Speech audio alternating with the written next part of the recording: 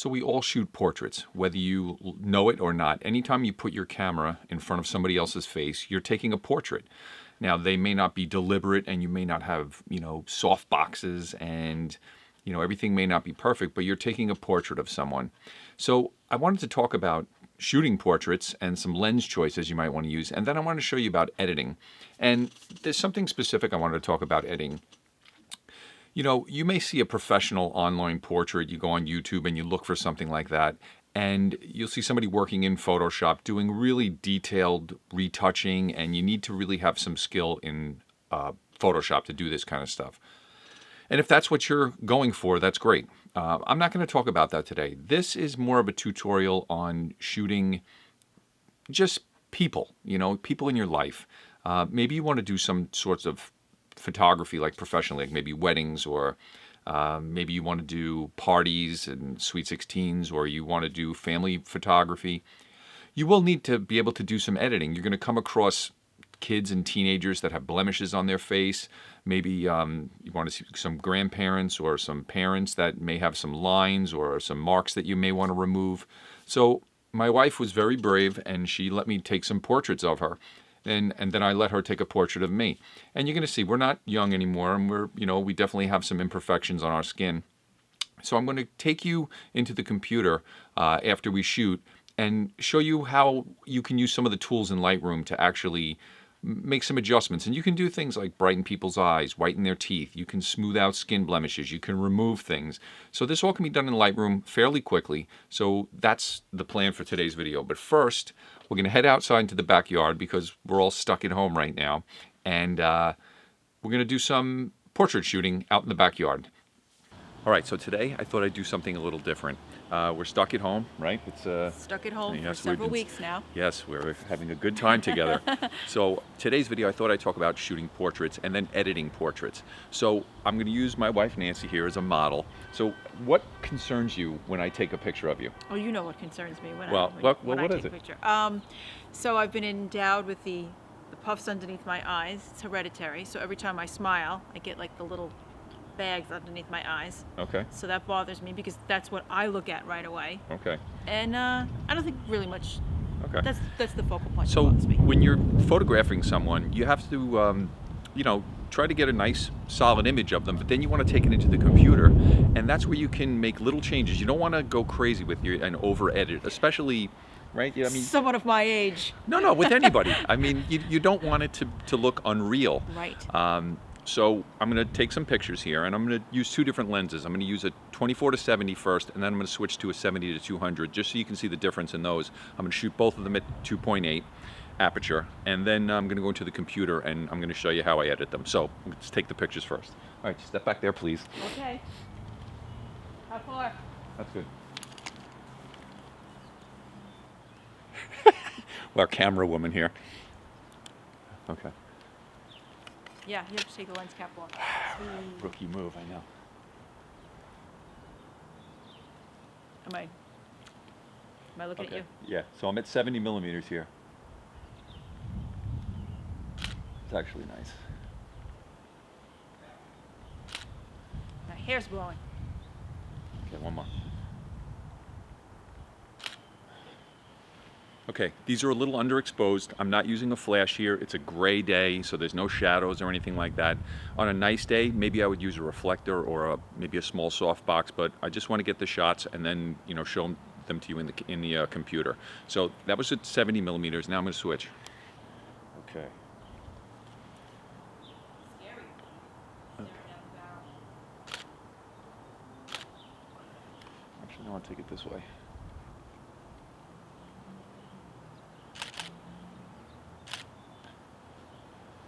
Now I'm focusing on her eyes, and you want to make sure that's the sharpest thing in the image. At f2.8, standing this close, zoomed in at 200 millimeters, I'm getting a nice compression in the background. I'm going back to the 24-70 because I actually want to shoot it in a landscape mode, not portrait, because I think it'll look better on YouTube for that. Don't get too close. Yeah. Okay.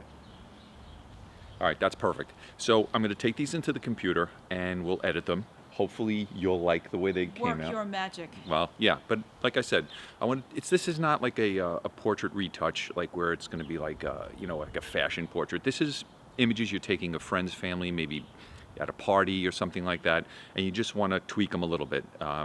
Not going to spend too much time on each image, but just show you some tools you can use and some techniques to, you know, fix the little flaws that we all have, right? Yes. Not you. I'm just saying most people. You know what? You want to take one of me? Sure. Yeah, take one of me. So, and then I'll show you how to do a man. Uh-oh, a man. You're going to get closer. This way. Remember, the focus is your thumb in the back. And getting closer, you just want it to be my head.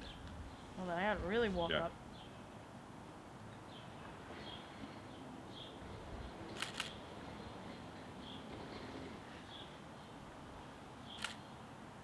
Probably blurry. I don't have my glasses on. All right. Okay, so we'll see you downstairs in the computer. Okay, so that went well, I think. You know, it wasn't too bad. We got a couple of shots off. The weather has been lousy here in New York over the last couple of weeks. So along with being stuck at home because of the coronavirus, the weather hasn't been great. So we're all like itching to get outside, but you go outside and it was, you know, 30-something degrees yesterday and the end of April. It just doesn't feel right. But now I'm going to jump into the computer here and we're going to I'm going to show you, I took about 15 pictures. I picked out a few of them and we're going to go into the computer here and I'm going to talk about the lens choices I used and also we'll do some editing. Okay, so here are 5 images that I took. These are straight out of the camera. There's no editing been done. This is exactly the way the camera saw it. And like I said in my other video, I did underexpose these because, you know, I want to be able to bring everything up and I don't want to lose any information. So these look a little bit dark, but there's a couple of things I want you to notice right off the bat. This first one and this last one were all shot with my 24 to 70 millimeter 2.8 lens at 2.8 at 70 millimeters. Okay, so that's about as zoomed in as you can get with it. A lot of times when you're shooting people, you want to get a really creamy, buttery, out of focus background. And this lens, while it will soften the background, it's nice and it's pleasant. And if there's something in the back that maybe you want to see, this is a good lens to use for that. It's a great general purpose lens. But look at the other images here. These two right here were shot with the 70 to 200. You don't even know what the background is here. So let's start with this one. Now, as you can see, my wife is in the backyard there. You don't see the fence. You don't see any of the things that are behind her. It's completely blurred out behind her. Here's another image with the 24 to 70, and you can see the difference right off the bat. I mean, it's a big difference. The framing is very similar, but the background is not. And even here, when you go from this one to this one, the background really changes a lot. Okay, so let's start with this one. Here are a few basic things that you can do when you're working on an image. So I'm going to do some basic edits to it, you know, just to get the exposure right. The color looks pretty good, and you know, we'll start with there. And then I'm going to use the adjustment brush and other tools to actually, you know, fix some things. And you saw my wife, she said she's concerned about the lines under her eyes. And that happens to a lot of people as we get older. You get those, it's almost like a bag under your eye. And you can adjust that. So let's get into here and see what we can do. Okay, so I'm going to head into the develop module here and open up the basic panel. The first thing I'm going to do is going to add a little exposure, brighten things up a little bit, and I'm going to take down the highlights a little bit. She has like a little bit of a hot spot on her cheeks, so we'll take it down a little bit like that. Okay, so now we're going to zoom in. Now there's a couple of things you can do here, and what she's concerned about is this line right here. So I'm going to take my cloning tool and I'm going to have it in heal, where it says heal here, and I'm going to have the feather set to about the middle, and I'm going to actually just paint over this spot right here. Now I don't want to take away every line. You know, if somebody's not 15, you don't want them to look like a 15-year-old. Okay, so you're able to grab the pin and move it around, and just like that, the lines are gone. But there's something else here that you want to do. Do you see the opacity slider? You want to pull that back a little and bring a little bit of that back in, just so it looks natural. So it looks like an eye socket, so it doesn't look, you know, like plastic. Okay, and that looks a little bit better. I'm going to do the same thing on this side. Again, I'm just going to make a little bit of a line here, kind of take away some of the line. Now, Lightroom will choose a spot where it thinks you should pull the sample from, and I almost never agree with it. So I'm going to use this spot right here, which is the same skin texture, skin tone, you know, like that. And let's, again, the opacity is right where it needs to be. And let's see, maybe a little bit over here. Make my brush real small. So I think that's something that I can live with. Now you might say, well, I can almost see that you did something, but when you zoom back out, that's not something you're going to notice. And you can do that with anywhere on somebody's face. If somebody has a blemish, so let's say there was a pimple here. You know, I think it's just a mark on my wife's face. You can move that. Here you can take those spots. And it's a little bit of trial and error. You got to move your pins around a little bit. Sometimes you have to delete them and start over. You know, let's look on her forehead, see if there's anything. There's a wild hair right here, so we can remove that if we want.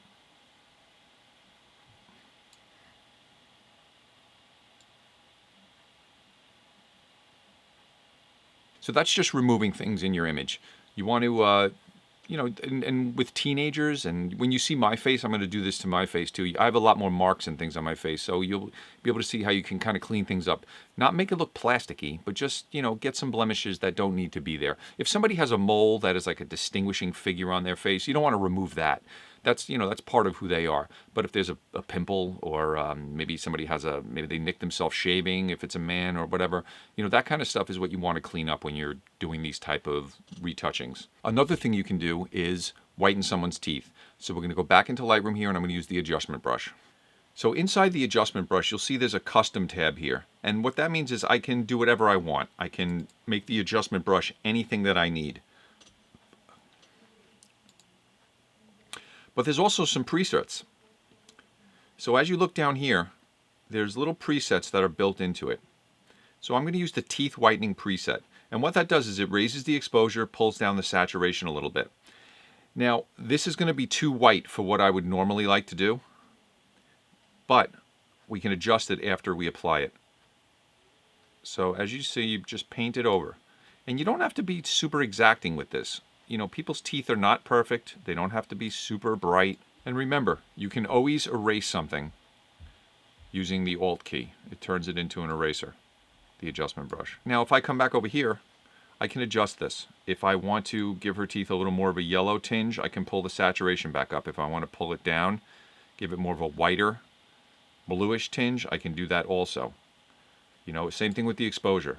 I can bring it up, or I can bring it down, and it starts to look unnatural at a certain point. I usually like to do around 24 in that area, and that brightens up her teeth a little bit. There's also an adjustment in the adjustment brush where you can iris enhance. So again, it puts a few adjustments into the brush already. They're preset. It adds some saturation, some clarity, and a little bit of exposure. And what you're going to do is you're going to paint this right onto someone's iris, and it kind of makes their eyes pop a little bit. And again, you can adjust this afterwards. If you want to make it a little brighter, you can, or not. That's up to you. Another thing I like to do is maybe brighten up someone's hair a little bit or give it some highlights. My wife's hair is pretty dark, so I just want to add a little bit of highlights in. Again, we're going to use the adjustment brush for this. So she's got some highlights down here, so I just want to enhance those a little bit. So now, as soon as I make an adjustment here, I'm going to lift the shadows.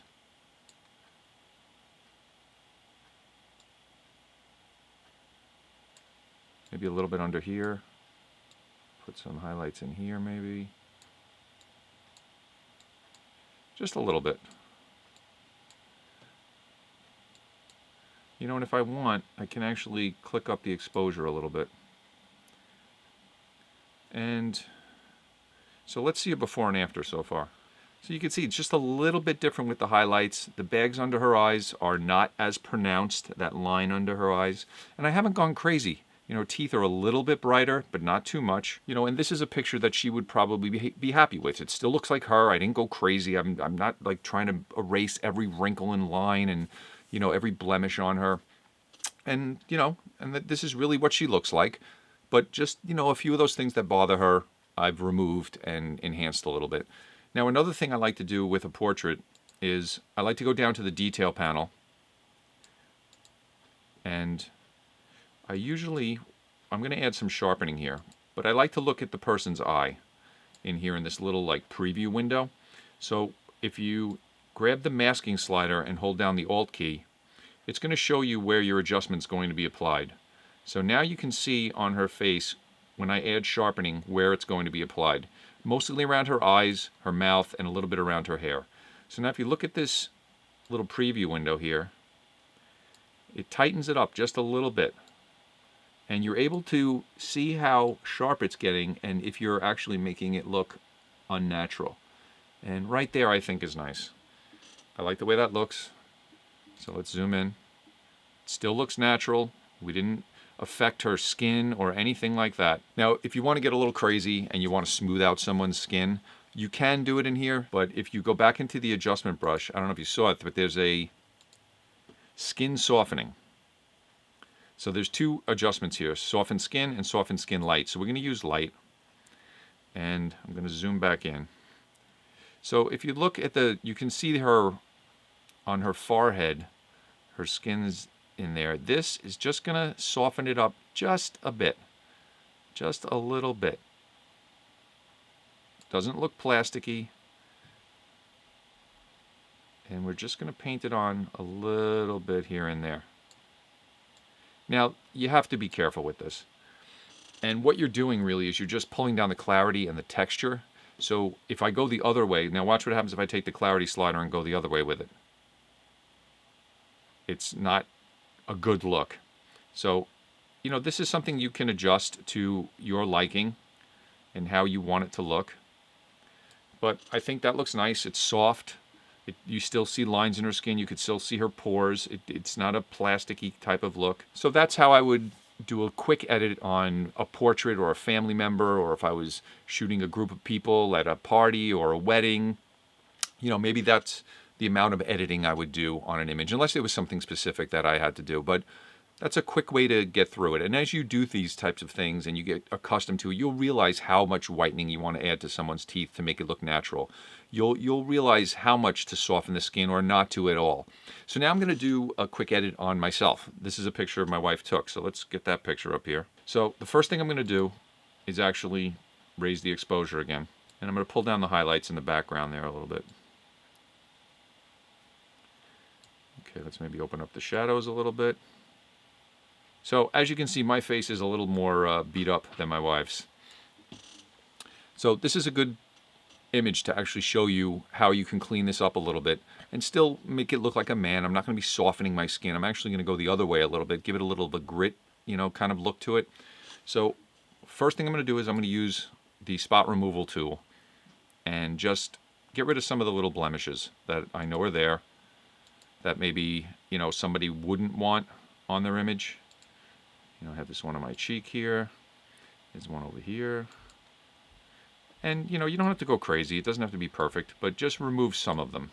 Now, I'm not really too worried about these lines in my face. You know, maybe this one right here I'd like to remove. I don't know what this is. Some sort of scar. Get rid of that one. And I'm pretty much okay with this. Now, my eyes look very dark here, so I'm going to use the adjustment brush and just quickly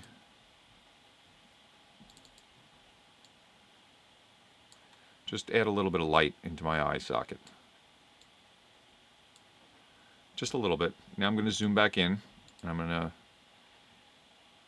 use the adjustment brush again. Iris enhance. Again, right in here. And you can mess around with this. You don't want it to look unnatural, but you can kick the exposure up a little bit if you want. You know, you want to give yourself a little bit of a lighter eye. Now my eyes are exposed a little bit, and for the whole image, I think for a guy, it's okay to add a little clarity. You know, it's okay to make it look a little grittier. You know, maybe something like that. Now maybe I'll put a radio filter around my head. Now if I wanted to, outside of the image, I can actually take down some of the saturation around me, maybe kick up the clarity. You know, give the image a more manly, rough type of look. And, you know, that's maybe a portrait that I would do for a guy. It's a quick, simple edit, and you can play around with these different tools that are in there and get a look that you like.